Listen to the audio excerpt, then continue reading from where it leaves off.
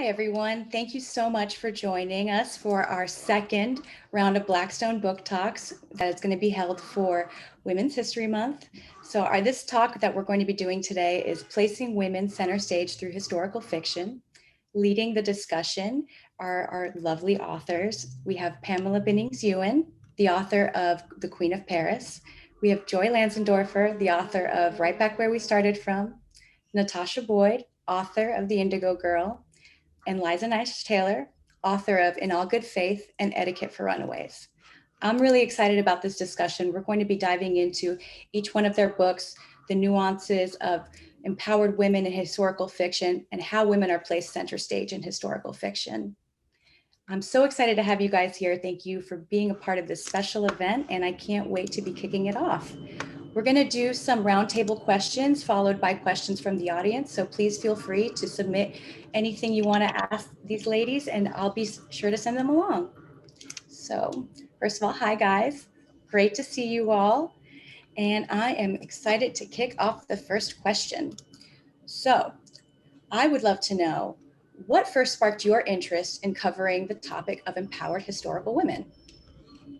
This is Pamela Ewen.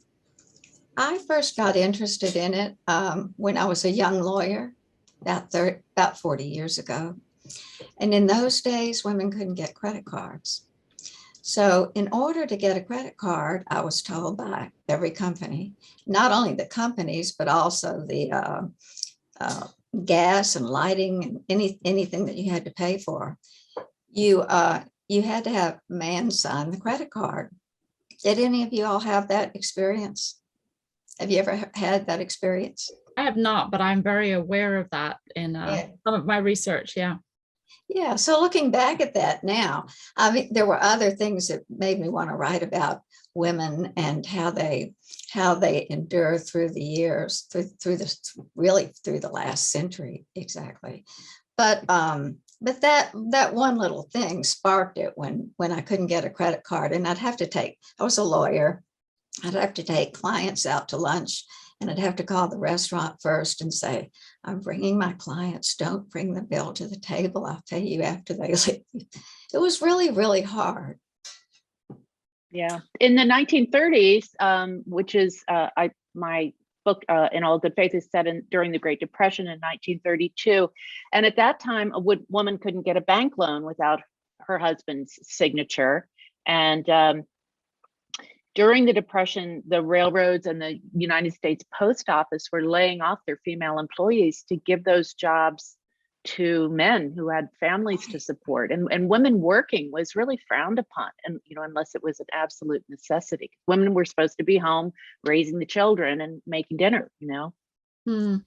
Yeah, I talk a lot. My character is obviously in the 1700s, but one of her big challenges was the frustration. Like, it's such a huge part of her personality is the frustration of knowing that she'll never own land, and that she'll always be the property of a father and then a husband. And it's really surprising to realize how much longer already the frustration was there, and goodness knows how long before that, and that it took 200 years and more. First of all, 200 years to start to be able to own land, then maybe get the vote. And then I think as recently as 1965 in Texas, and I don't know, Pamela, but what years you were talking about, but then 1965 to be able to have financial agency like that. Right. Yeah, I mean, I think it's interesting that we're all touching right away on the economic struggles that faced women in the past. I mean, my book is dealing with that as well. And I was really interested in what it looked like when women pursued ambition and greed with the same sort of fervor as, say, a man going to the gold rush in California, and first of all, what that looked like, because I don't think you see that very much. You don't see women in fiction really being greedy and ambitious all that often, but also the things that stood in the women's way, that they couldn't go and, achieve great success and wealth and things like that as easily, because, there were so many roadblocks and limited ways to rise on your own as a woman without marrying or, other very hard to get things like, rising as in my character wants to be a movie star at one point, because that seems like a way for her to achieve that. And it's almost comical, but there is just like so few avenues for her, that is kind of where she ends up, is just sort of, I'll be a movie star then, because that's a way I can try to achieve success and fame. And it all gets back to how, few options women really did have. Mm-hmm. The epitome of what you just said, Joy, is The House of Mirth. I don't know if any of you read it, by Edith Wharton. It's a classic written probably in about 1917, something like that. And to make a long story short, she was single. Her parents had died, but she lived with an old aunt. The old aunt supported her. And every weekend, she lived in New York, and every weekend she would be invited to house parties. And that's sort of how she survived. So she started, she got a little bit older and wasn't married.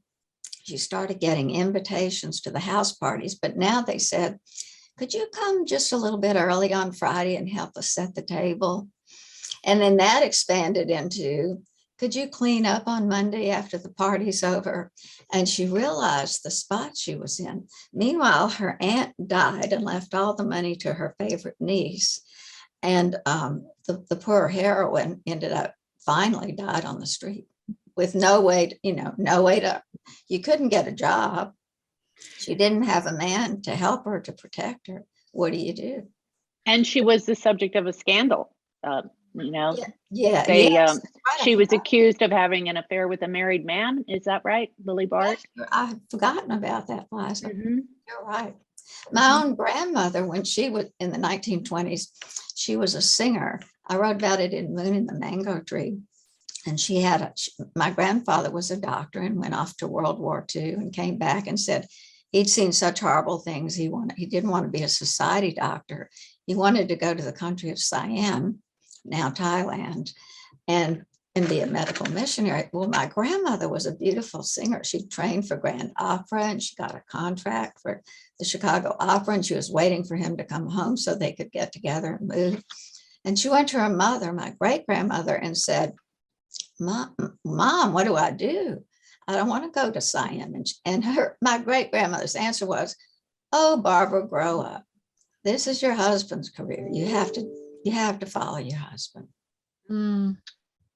It's interesting, Pamela, just the way that women, that all of us actually write about how we've had to run that fine line between having our heroines be able to display ambition, which is so traditionally frowned upon, Mm-hmm.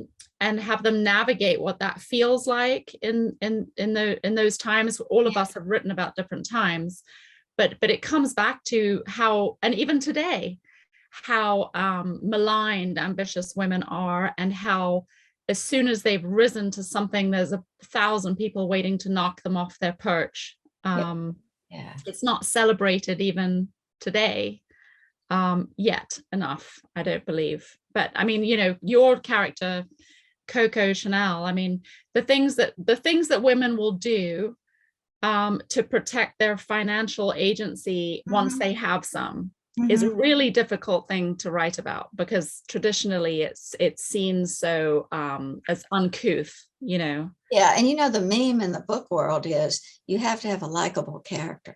Mm. But a lot of strong women are not likable people.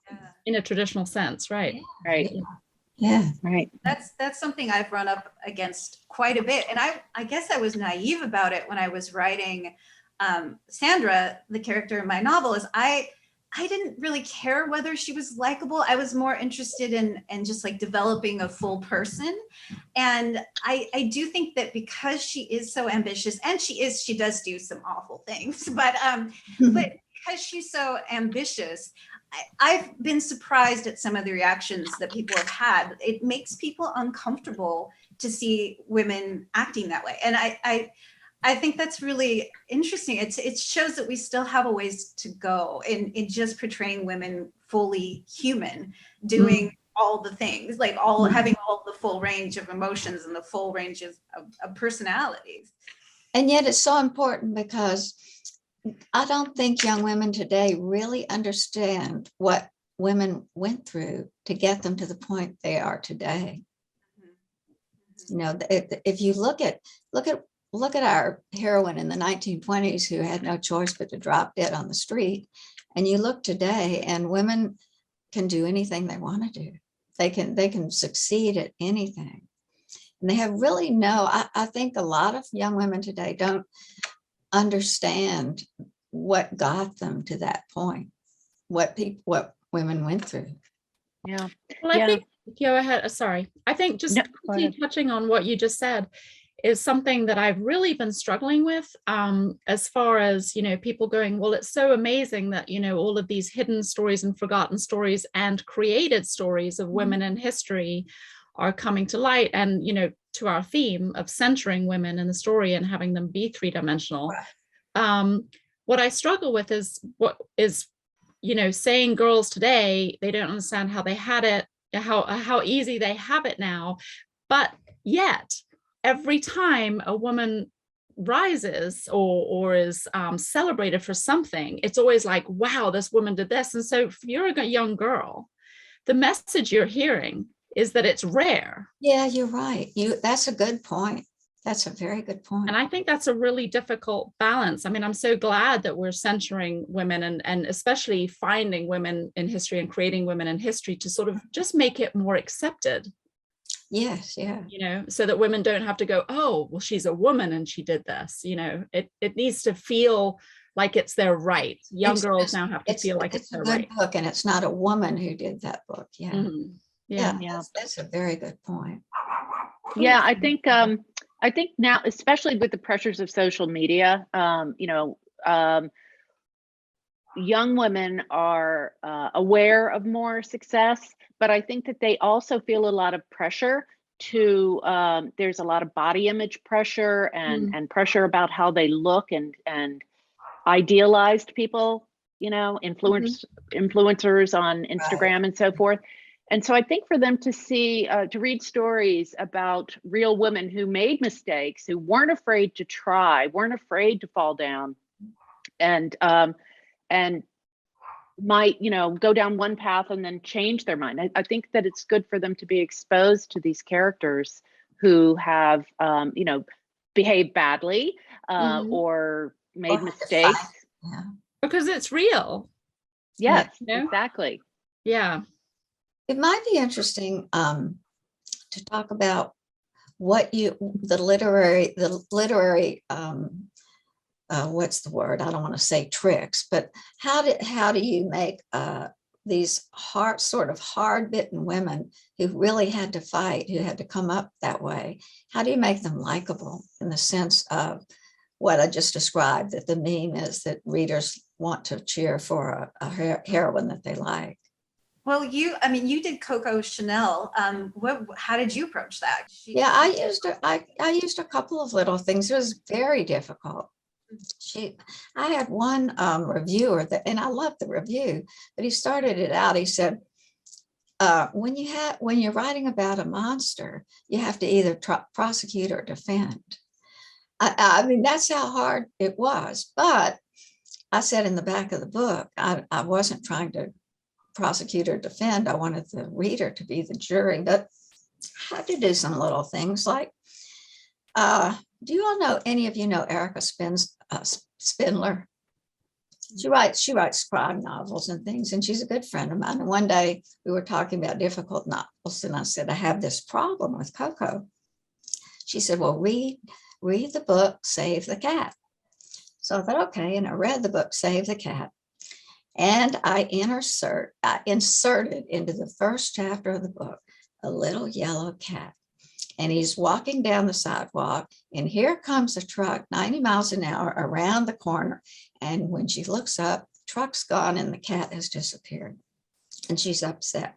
And so the scene goes on, and then the little yellow cat kind of winds around her leg, and he's alive. And he jumps up into her lap. So that's in the first scene. Then in the last scene, I did the same thing. I had her sort of sitting around, and this little yellow cat just jumps into her lap. And I did that because E.F. Forrester used that in A Passage to India. There's a scene in the beginning where they're sitting next to a screen and the fly buzzes next to the screen. And there's a scene in the end where a little fly buzzes at the end. And so you can create an arc of the story. You have a beginning and an end and the arc. And if you can make it a likable beginning and end, maybe they might like the character. So that was my theory. That was one of my many theories. Yeah, it was good. It's good. I think the save the cat thing, that was the first thing I was going to say, is show them as an empathetic or sympathetic human, right? As soon as you can. Right. In fact, I just taught a class on this last Saturday, and we were using movie things. So I won't get into it here because it's not anything to do with women or historical fiction, but you can have some very villainous characters for the entirety of your story. But if you establish that empathy, Some little piece of right at the beginning, it almost protects them no matter what they do. Right. Yeah. Right. Oh, that's interesting. Yeah, I mean, for me, I think a lot of it is understanding motivation. So if the reader knows why the character does what they're doing, then they're more accepting of it. So if the character is lying or doing something cruel or something like that, if the underlying emotions are clear, I think that is enough. Because I mean, I think that it's that whether you agree with what the character's doing isn't as important as you understand the why. So for me, there's a lot of just making sure the motivations are clear when I'm writing. Yeah. I think that's fair. I mean, like if you're trying to protect a sibling or, whatever that you can keep reminding the reader of the motivations of the character as they do the really hard stuff. Right. And it's fun to make our characters misbehave. I mean, I always think the scenes where somebody does something rotten are kind of fun to write. Yeah. I did that a couple of times in The Queen of Paris. She would just do something horrible, and then she'd kind of hit her, and she'd say, well, really, it's not my fault, But with her, with Coco, everything had to be personal. If it was going to hit her emotionally, I think it had to be personal.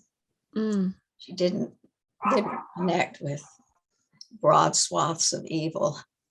Yeah, I mean, with Sandra in my book, like, she is somebody who is basically believes a lot of myths about herself. Like, she's been told by her mother that her family is one way, and I think the reader knows, and she kind of knows that it's not the truth. And so what you have a lot with this character is like, and this was a difficult thing for me, is like she has a lot of self-denial. And so she's always saying, oh, that's not what it is. It's this other thing that I believe about myself, So she thinks she's destined for greatness and that she's going to be a success. And then and because her family was so successful, and then she starts to learn that isn't true. And so I think also there's, very much like understanding how the character rationalizes their behavior.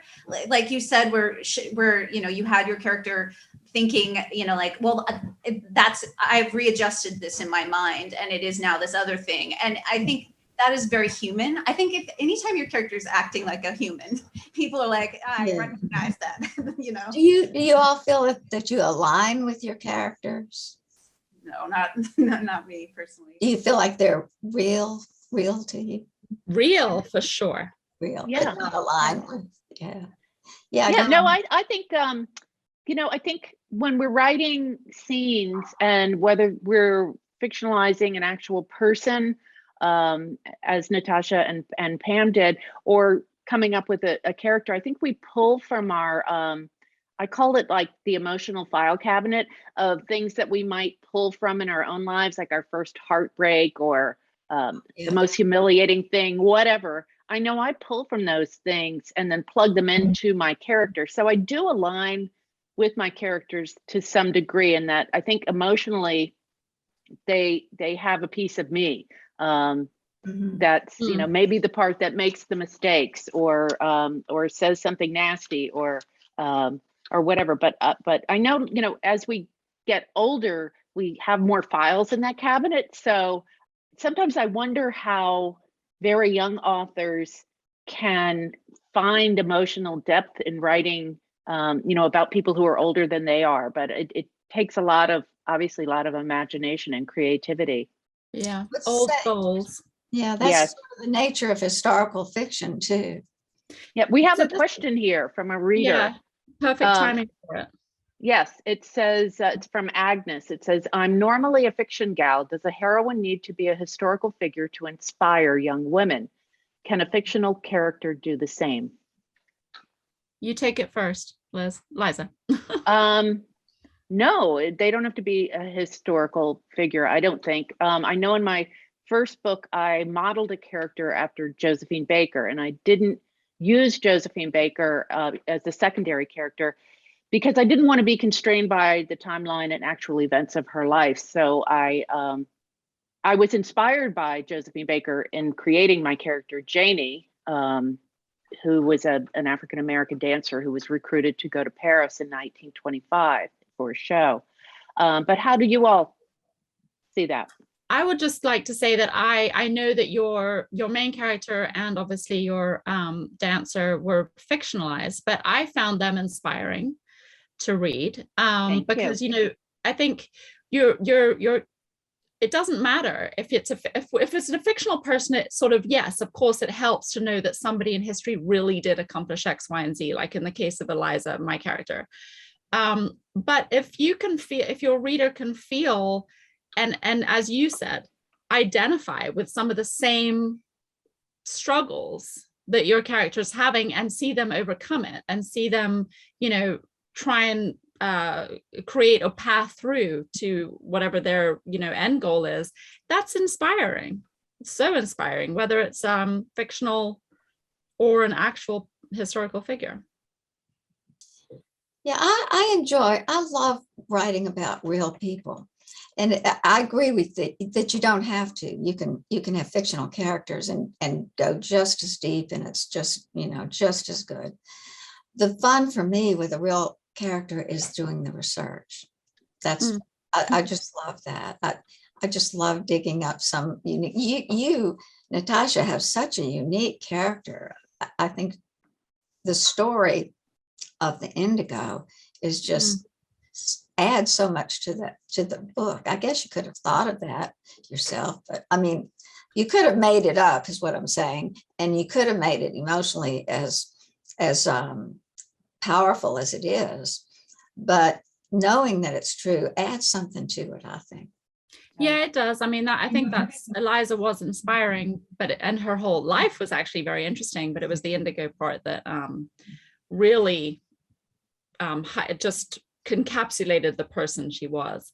But yeah, I think I agree. I think the research is really exciting, but I think we all, and you guys can maybe speak to this, when you fall into the trap of falling in love with the character you're researching and then coming across them doing or saying things that you really do not agree with. And I think that might be the same with a fictional character, because don't you sort of get to know them and all of a sudden you're writing along and they don't react the way you planned to react. So yeah, I think I don't know. I think it's fascinating. I think the research is great. And especially if you're writing even a fictional character in historical times, there's so much that you need to research about that time. How would a woman in that situation respond? And you may not agree with the societal mores that they're living in, you know, or this, you know. Yeah, I mean, I think also they're all fictional when we're talking about historical fiction. So even if you are writing about a real person, it is your version of that person. Right. And so, you know, it's really what the writer puts into it, whether it's inspiring or not. You know, I think getting into the whole fun of research, which is probably something we all have in common since we're all writing historical fiction, you know, that is such a problem when you're sticking to an actual person that was alive, because you do have to put in like, oh, it turns out they were racist. I can't really ignore that. I kind of have to put it in now. And, you know, whereas with when you're writing a fictional character, you can choose, you don't have to stick to the facts. So in some ways, I think it can be more inspirational to just go pure fiction, you know, because you don't have to deal with some of the uglier parts of who people are. But, you know, I think it just depends on the situation too. Most of the classics were based on fictional characters too. The great classics. When I started my first book, I had just finished reading Daniel Defoe's Moll Flanders, and I loved the novel because Moll was such a badass, and you know she made spectacular mistakes, and yet she and she just had so much nerve. And in the end, she triumphed over sexism and misogyny, and she succeeded. But she didn't always do the right thing. So she really was an inspiration to me in my character of Mae Marshall in the 1920s. Yeah, those women were really strong women because they didn't have, even after they got the right to vote, they didn't have any support system. You know, today, young women will go out to a big city and get an apartment and find friends, and they'll move in with them and they'll get jobs and all these things. 1920s, there wasn't anything. If you dared step out of line, even after you got the right to vote and you fell, there's not going to be anybody there to catch you. It was a huge responsibility. I mean, to be given the right to vote and to suddenly get that freedom and not mess up. But humans mess up all the time. Yeah. Right. And with prohibition and that whole era, all of a sudden, women could get birth control and they could vote, and they had all these freedoms opened up to them.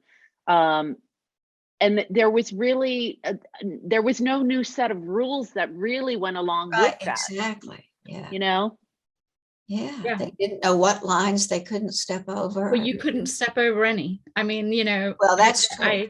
It's one of those things I look at, and still to this day, and I am a full-on self-proclaimed feminist, but you know, there is just a lot of leeway for men in history to have made big mistakes that are legacy mistakes, and they're not viewed with the same judgment or lens of judgment as women who've made much smaller mistakes, probably.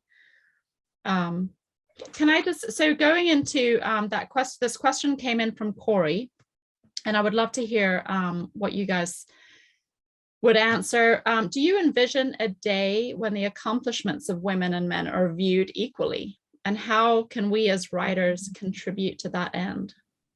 Well, when I was a lawyer, I saw, you could see a differential. But as the years went by, it became pretty evident to me. I'm speaking now, particularly in law firms. In law firms, women were equal to men. It did end up that way, and I believe it is that way now. And an interesting thing happened to me about 25 years ago. I was invited to give a lecture at a very well-known university. And I went up there and gave the lecture. And afterwards, I was invited to go to a women's meeting and just kind of listen to what they were doing. And that was interesting to me for one reason, because we were recruiting from that school. So I sat in the meeting, and I expected the meeting to be about what kind of work would I get? Will I be equal? Will I be treated equally? And it was not. And this is 25 years ago. The whole discussion was, I want to have children. How am I going to do this? You know, maybe I want a different kind of practice of law rather than going to a big firm. Or I don't really want to work until midnight every night. And I thought, here we are. We're equal. We can make those choices, you know. In a large firm, people do work till midnight almost every night if you're a young lawyer. It doesn't matter if you're male or female. But you can get to the same place equally. I mean, I think we could get there. I don't think we are in every area of society viewing men and women's accomplishments equally. But I think we could get there. We would have to address things like childcare and work at home and all those issues. But I try to be optimistic about that. And I think one of the things that writers can do, so, the question of how can writers contribute to that end, I think one thing that they can do is tell the stories of women from the past, because there's this idea that men did everything and women were just off to the side watching and raising the children. And, that's not accurate. And even when women were off raising children, they were still living full lives. And I think the more women are seen as fully human and have always been contributing and have always been half the population, the more that becomes the norm in how we view people. You know what I mean? So, so I think that's why it's important. And I love that we're in this era where there is this like telling stories of people of color, telling stories of women, and other marginalized groups to sort of bring these out and be like, hey, they were always here. This was always going along alongside the story we were all told of history. So, yeah. I agree with that. And at the same time, showing the progress over the years. Yeah. So we can all thank our grouchy grandmothers. When I wrote In the Moon and the Mango Tree, I would get notes that would say, I just loved your book, but I really hated your grandmother. I didn't know how to use the cat. I hadn't read Save the Cat yet. I'm going to have to get that book. I don't know about that one yet. Yeah, she was a wonderful person, but she was very unique for her time. And I loved her to death, but she had her own mind and she just didn't stop. I will say that as humans, we really want history to reflect our current view of history. And that's just sometimes not the case. Well, it's pretty much always not the case. So I think, yes, you save the cat as much as we can, but sometimes women are just human, I mean, right. And all the characters, I think the more we can keep representing them as three-dimensional, flawed humans, instead of, a paragon of this or a paragon of that, I think that we will do a lot of service in that way. Oh, we have another question from a viewer, Amy. When looking into the past, is it more challenging to find factual accounts and records of women than men? How did this translate into your experiences while writing your novels? It's a good question. When I was doing research on the 1920s, I was researching Josephine Baker because she inspired a character, and there is a lot about her because she was such a renowned entertainer and a great humanitarian. So there was a lot about her. But when I was trying to find out about the experiences of women working during the Great Depression and in the 1930s, and women's experiences in general, I didn't find as much as I would have liked. My plot centers on the events of the Veterans Bonus March in the summer of 1932. And of course, all those veterans were men, but women were there with their husbands too. So I imagine one of my main characters is a daughter who goes with her father to this event. But there were no accounts that I could find of women who were there. They were all the accounts of men. Mm-hmm. Yeah, I mean, I had the same issue. I mean, when I was first interested and I first heard of Eliza's story, first of all, I was incensed that I was actually married into a Charleston family. So I was visiting there all the time and I'd never heard the name of this young girl. And when I realized what she'd done, I was incensed on her behalf.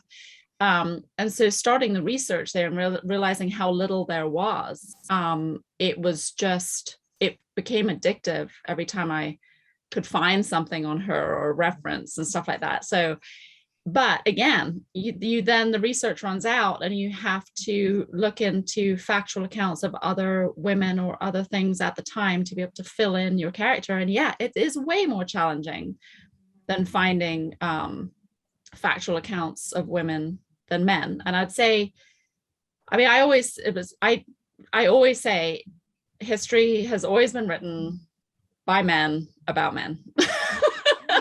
It's called history. It's not called her story. So I really hope that changes. But yeah, it is definitely more challenging. Well, and not just history, contemporary accounts too. I mean, if you read the newspaper from the past, you know, they were talking to the men in the group. So if there was an event and there were women and men there, it's the men who were asked. So you didn't get the women's voices. I found it very challenging to find factual accounts of certain kinds of women. So my book is basically dealing with 100 years of California history, you know, starting in the gold rush and ending in World War II. And there's definitely a lot of attention paid to certain kinds of women. Like there's a lot of books on prostitution in the gold rush. And there's a lot of books about Chinese women in San Francisco. So you can find that, but you can't always find, like, what about, you know, just an average woman who came over during the gold rush and lived here, wasn't a prostitute, wasn't a businesswoman, was just a wife of some gold rusher. Like that, when I was researching the book, it might be better now because it's been a while since I wrote this book, but I had trouble finding just regular accounts of what it was like to be a woman in California, just an average woman in certain periods, like around 1890, 1900. It was a little harder to find that. There weren't a lot of scholarly books at the time. But I think a lot of that is better now because I wrote this like way back in the aughts. It's actually kind of an old project. So an old project that's just now reaching the world. So I think things have changed a bit. But And you know what a good example of that is? Pearl S. Buck, her books, especially The Good Earth. yeah. It's exactly what you just described that you would want to look for in research. If it was ethnically it worked. It's beautiful when somebody can do that, when they can take an ordinary person in an ordinary life and show the depth of that and what it means to that person and that person's family. I love that. So Pamela, did you have to sort of research a lot about what it was like for women during occupied France? Or was yes, the story unique? I did. Yes, I did quite a bit of research. And there's a good, also, especially in Germany, there's a really good book called The City of Women. It's nonfiction, I think. I'm pretty sure it's nonfiction. So yeah, I did have to do that, but not to the extent that you would ordinarily have to do it with a real person, because Coco Chanel's persona was so established, and the brand is so established. In fact, my book almost went counter to her public persona. And so I had to deal with that more than the other. One book I bought on eBay that I used in my research was Emily Post's first book of etiquette from 1922. Oh, how great. And that gave me a lot of information about society and expectations of women of all ages, how to respond to a dinner party invitation, et cetera, et cetera. And I imagine that that it inspired the title of Etiquette for Runaways, because in the story, May gets a copy for her high school graduation, and she studies it before going to college, wanting to get everything right and make a good impression. Have you all bought antique books or period magazines or books? Natasha, I know you're way earlier, but do you all look at period pieces and books as inspiration? Oh, absolutely. In fact, I just got this. It's completely falling apart, but it's Dictionary of 1926 slang that I got from 1926. So it's slang from what was at the time current slang, because I couldn't find it a slang day. So I have lots of things like that.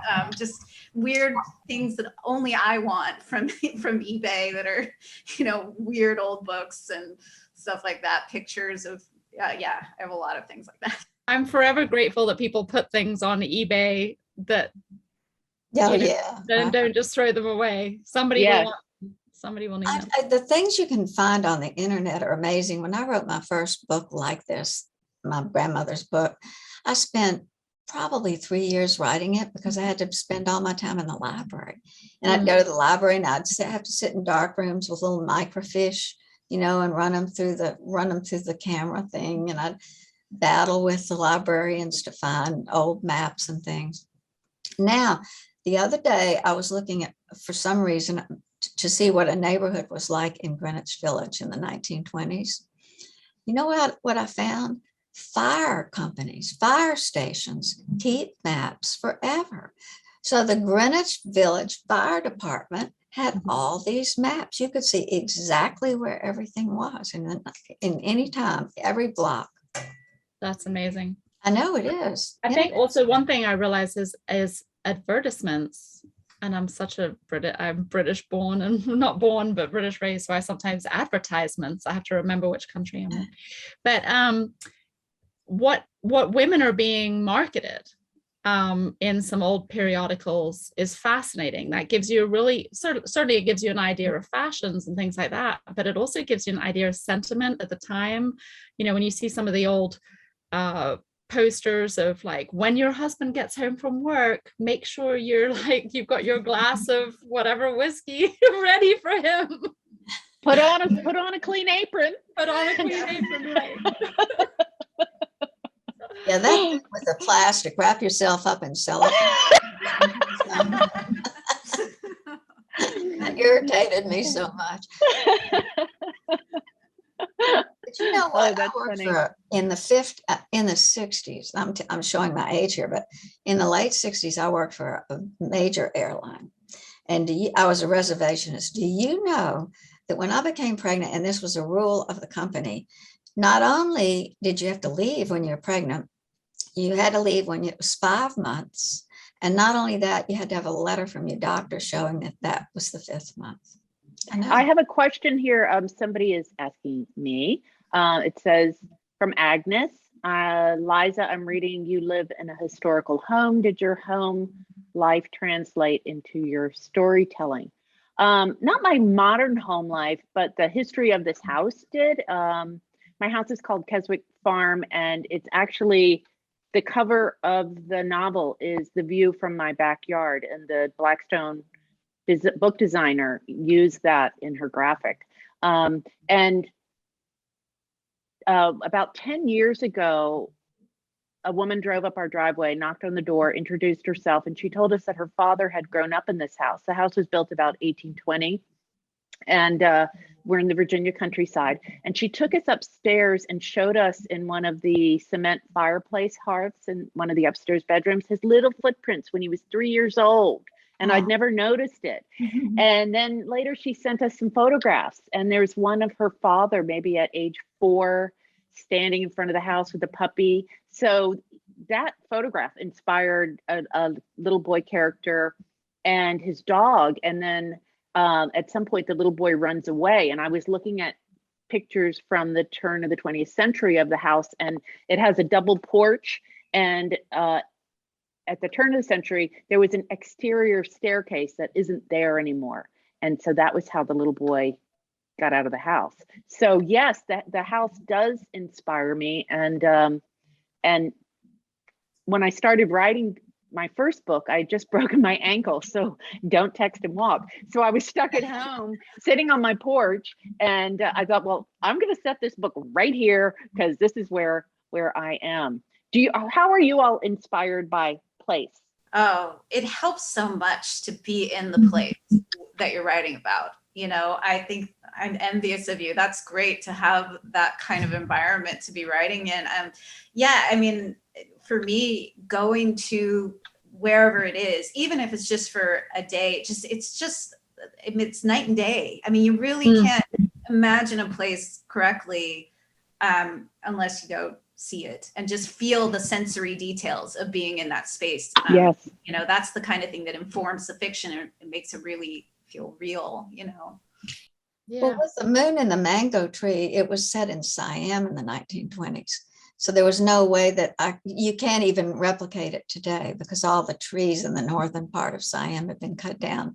But I had all my grandmother's letters from Siam to home and letters from her father to her. My mother was born there too, in the jungles. But so I had to totally create the environment, go back as far as I could.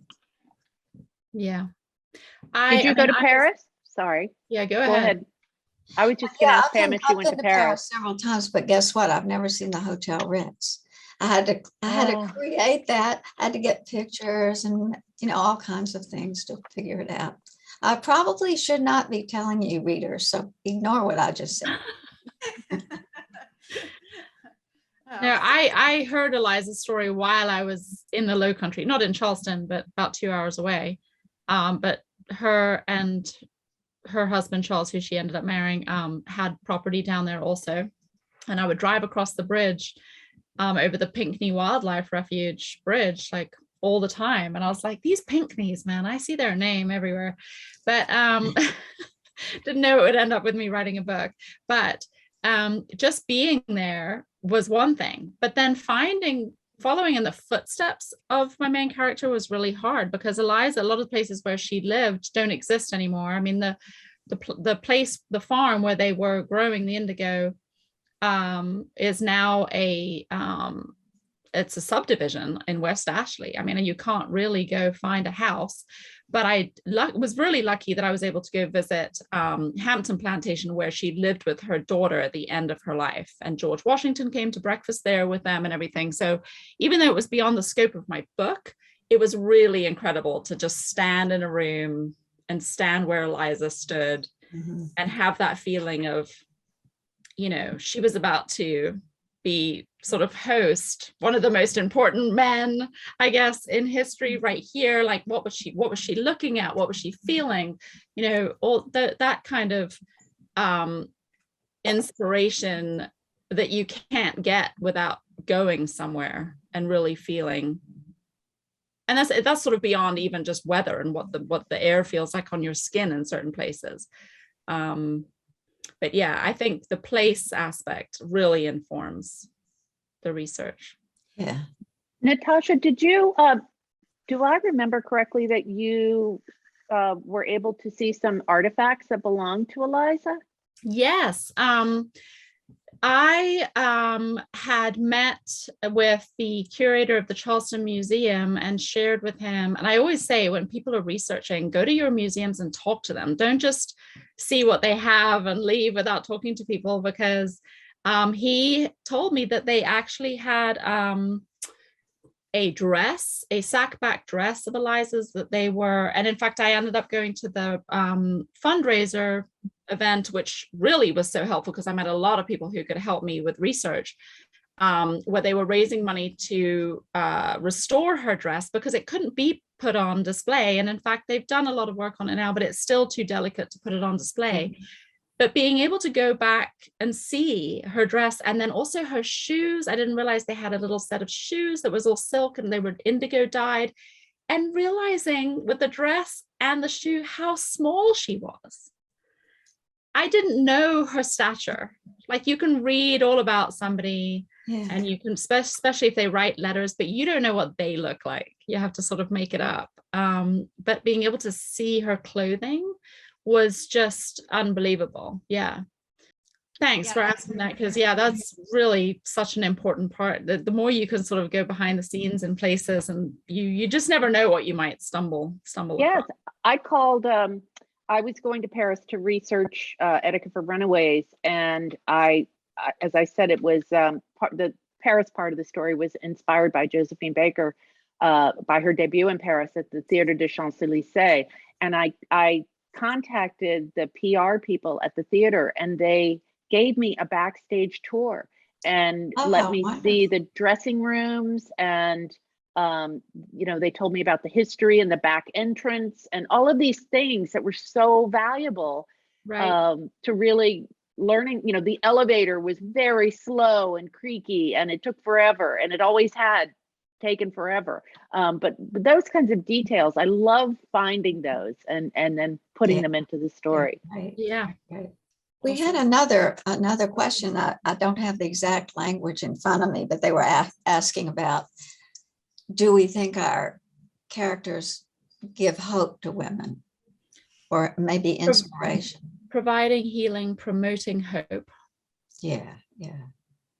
I would say to that I think definitely looking at, particularly with real people, looking at what they've overcome and how they fought, and they get knocked down and stand back up again over and over again. But also, I would add to that, celebrate, because I think we're at a point where we should also celebrate what we have today and thank those generations of grandmothers and great grandmothers back there who went through all they went through to get us where we are today. So I would say inspire and celebrate. I don't know that my book is a source of hope and healing. I would say it's more of a cautionary tale, because it doesn't end very well for my character. I think, what I was interested in is ambition and greed, and how it has played out historically in American society. A lot of the ways we think about ambition today actually comes from the California gold rush. And, when that happened, this idea that one can go and become fabulously wealthy after a short period of hard work kind of entered American consciousness. And my characters really embody that. Like, they really believe that is their driving force. Almost all of them are gold rushing in some way. And so, the thing that goes hand in hand with that is failure, because there are people who go to the gold rush and don't strike it rich. So I was interested in what we do with failure, and so because of that, I don't know, hope and healing is a part of my book, but I do think that there is sort of hope in the overall idea of looking at women as people, as whole, telling different kinds of stories. I think that is all very hopeful, and can help us like move forward, so. Liza, I think the character May, who the struggle that she has in your book as she sort of finds freedom and dabbles in sort of some substances and stuff and everything that she overcomes. I found that, I told you before, I found her character extremely inspiring, but there's a lot of hope for women reading a story like that about, the pitfalls of heading out on your own. And I apologize that I don't remember, what is Josephine's name? I know she's based on Josephine, but Janie, that's right. Yeah, I thought there was a lot, both of those characters had a lot of hope and healing. I think so. What do you say about them? Thank you. Well, yes, I like to think that I ended the book like you, Joy. My character made a lot of mistakes, and she did some very unlikable things. I've had readers tell me, I really didn't like that part about her doing drugs. You shouldn't have put that in there. And I'm like, well, she doesn't have the darkness, then she doesn't really have anything to come back from. She doesn't have anything to atone for. And a theme of the book was sort of this atonement and self-realization. So so there was that. And then she is also a main character in the second book. It's a standalone sequel.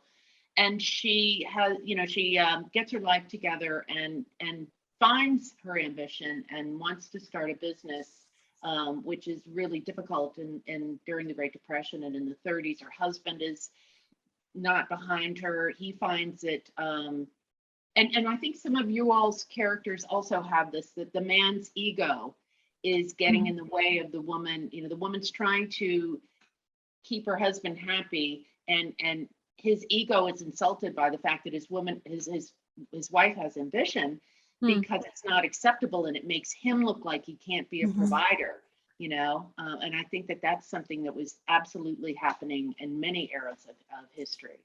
I think Yeah, I that is agree. a big point that you just made.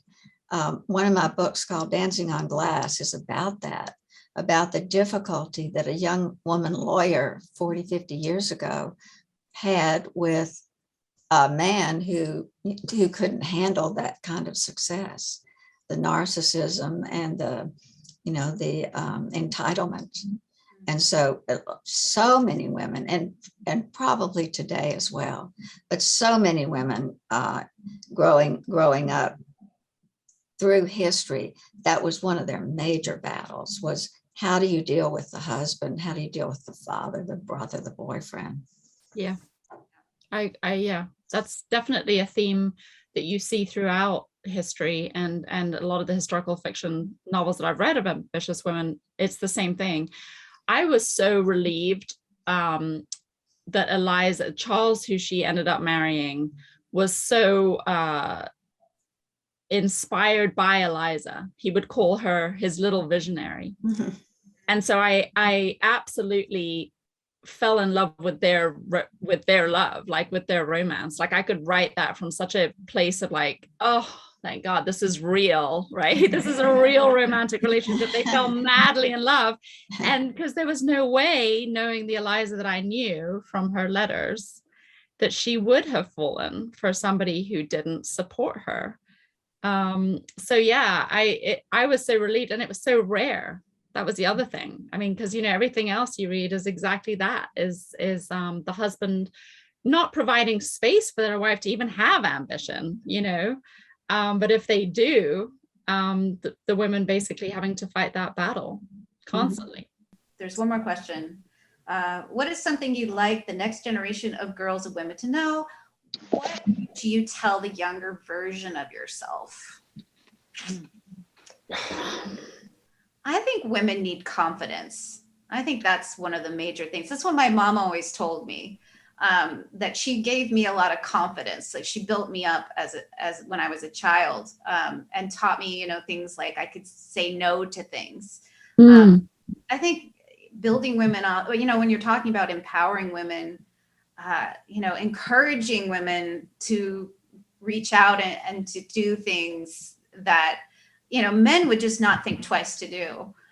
You know, when I was younger, I figured out like I should sort of imitate how my white male friends acted a little bit. And I started doing it because they were writers, and they were just so entitled to success. They were just like, why aren't I already a big deal? And they just started. And I had been working diligently to the side for a long time. And I was just like rolling my eyes at them. Like, you have to work for a long time. But then I was like, you know what, I'm not going to be entitled like that, but I'm going to start to try to, like, when they would like talk about like, well, I'm going to go after this big thing, I started going, I'm going to start going after big things. So I wish I'd started that earlier.